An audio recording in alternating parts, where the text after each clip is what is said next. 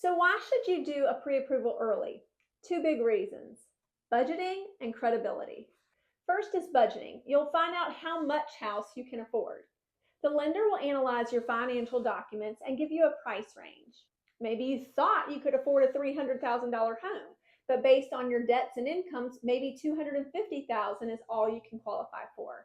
This prevents heartbreak. You don't want to waste time shopping for homes that are outside of your budget. It's pretty hard for the lower price homes to compare once you've been looking at those higher priced properties. The second big reason is credibility. When you make an offer, the seller and their agent are going to require that you submit a pre-approval letter along with that offer. This shows that you're a serious buyer and your assets and income have already been verified by the lender. If you're in a competitive situation with another buyer, no seller is going to choose your offer over the other one if you don't have the backing of a lender. It's also just common practice to make sure that only qualified buyers are walking through sellers' homes. Some listing agents won't even allow me to bring a buyer in and schedule that showing unless they know they've already been pre-approved with a lender. So getting your pre-approval letter up front not only helps you in writing your offers, but can sometimes be the ticket to letting you in to actually see certain homes. But what happens if your pre-approval amount is lower than what you had hoped for? This is where we strategize. Maybe we look into first-time homebuyer programs that might have different criteria around that pre-approval.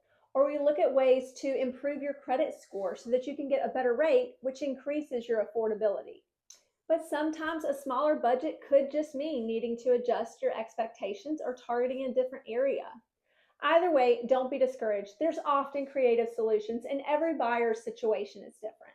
Getting pre-approved early can also uncover any possible issues that we might run into later. For instance, if your lender were to find a small credit issue, this allows us time to repair it or look into doing a different loan program. It's much better to address that up front than when you're under contract and on a deadline. One great pro tip is to shop around for a good lender. Compare their interest rates and ask about first-time homebuyer programs. Every mortgage company is different and often have different loan programs than another company. But try to do these comparisons within a short time frame, usually within about 2 weeks of each other. That way, multiple credit inquiries will only count as one for your credit score. And I can recommend some great local lenders who often help my first-time home buyers. Your pre-approval letter is going to allow you to move forward with house hunting confidently and with clarity.